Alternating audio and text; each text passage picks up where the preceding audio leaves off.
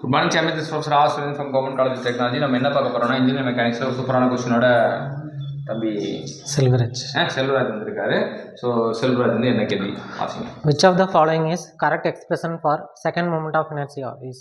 Moment of இனர்ஷியாவுக்கு வந்து பார்த்தீங்கன்னா நமக்கு என்ன அப்படின்னு சொல்கிறாங்கன்னா, area moment of inertia, mass moment of இனர்ஷியான்ற இரண்டு வகைப்படும். மூமெண்ட் ஆஃப் இனர்ஷியா எத்தனை வகைப்படும்?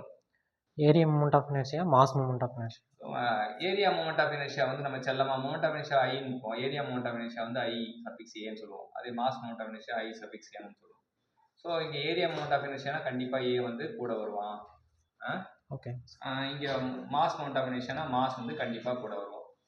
ஸோ அதோட வந்து மாஸ் மூமெண்ட் ஆஃப் இனர்ஷியோட யார் வந்து சேருவாங்க அப்படின்னா, radius of gyration square times வருவாங்க. ஏரியா மூமெண்ட் ஆஃப் இனர்ஷியாவோட இது வந்து radius of gyration square times வருவாங்க.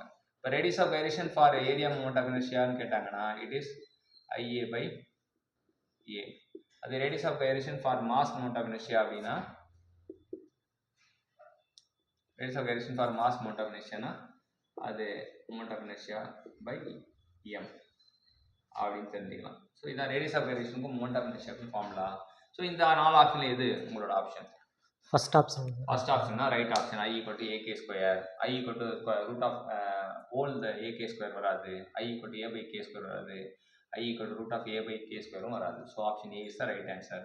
இன்னைக்கு என்ன கற்றுக்கிட்டோம்னா, ஏரியா மூமெண்ட் ஆஃப் இனர்ஷியா இல்லை செகண்ட் மூமெண்ட் ஆஃப் இனர்ஷியானா என்னன்னு கற்றுக்கிட்டோம். அது ஏகே ஸ்கொயர். இது மாஸ் மூமெண்ட்டை கேட்டால் எம்கே ஸ்கொயர்.